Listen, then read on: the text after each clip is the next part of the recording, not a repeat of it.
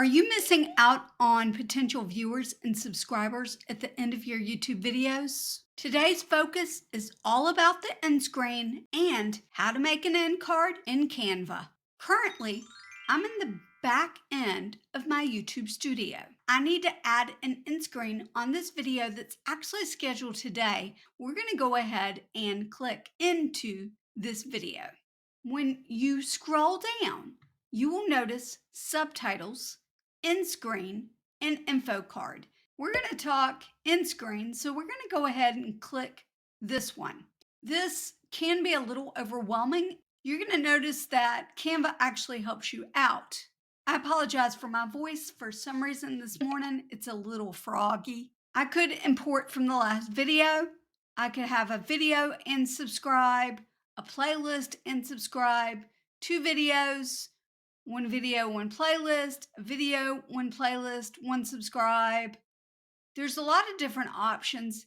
And for this one, I'm actually just going to use one element because sometimes if you give your viewers more than one option, they aren't sure what to click on. But I do want to show you, if you click the element button, you will see a variety of different options. Now, my options are going to look different than yours because I'm in the YouTube Partner Program. So you can custom and pick one of these if you want, or you can select one of these. And let's say that you aren't sure and you choose this, you can delete one of them and move things around.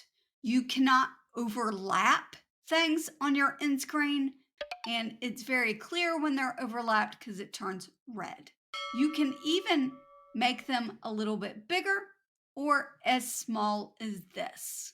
This is a tip for making a custom end card, is to decide what items you want on your videos and then sizing them however you would like. Then what I would do is screenshot this. And I'm going to use my Stream Deck because I can't remember the snip shortcut, and screenshot this so that I know how large these rectangles are. I'm going to choose a video and then I'm going to go ahead and screenshot that in because I want you to see a tip a little later on. I want my end screen to pop up right here. End screen can be anywhere from 5 seconds to 20 seconds, and this one's going to be on the shorter end of that. I'm going to make it a little bit bigger. That's as large as I can get it. I did a call to action at this. It says, if you want to know how to blur an image with the new photo editor. So I need to change that to how to blur. Now, at this current time, that video, it's actually still private and it's not going to be public until Tuesday. It's going to be replaced by another video to start. When the blur video becomes public, it will switch to it. I'm going to click save. The best word to search for templates for end cards is outro.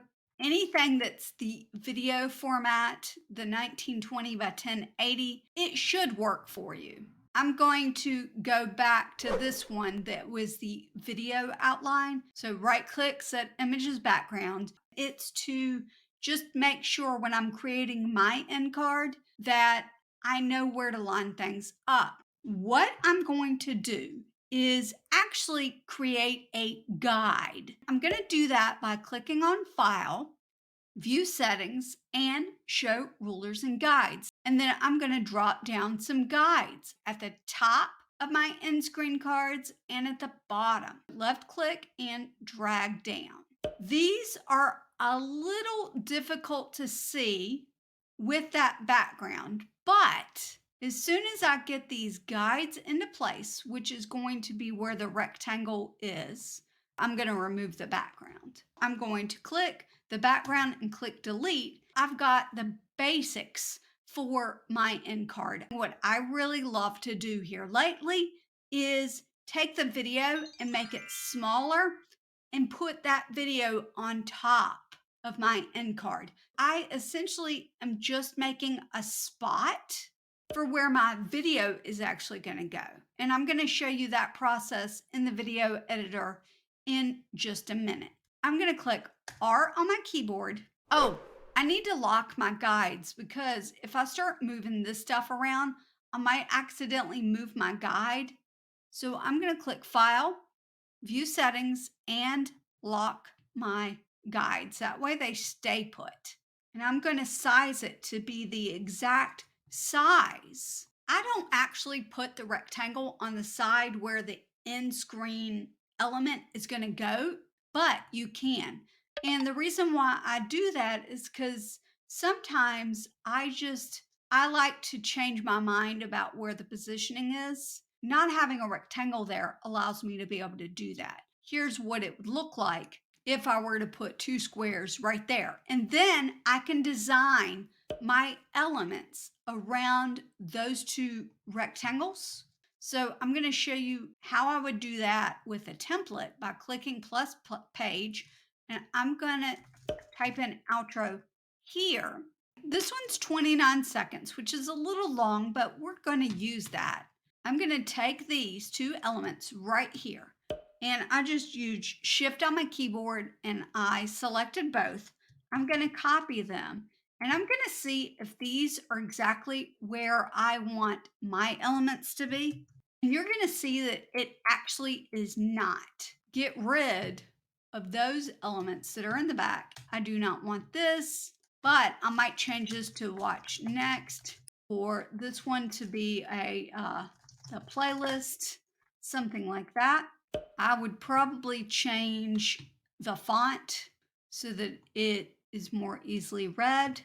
This would probably be white. So then I've got the words that I want. I didn't necessarily want the video in the background. I just grabbed a gradient at the bottom of the colors for the background, which is a brand new feature in Canva. If you need a lesson on how to create the gradients or create your custom gradients, let me know in the comments and I'll get you one of the recent tutorials I have on that.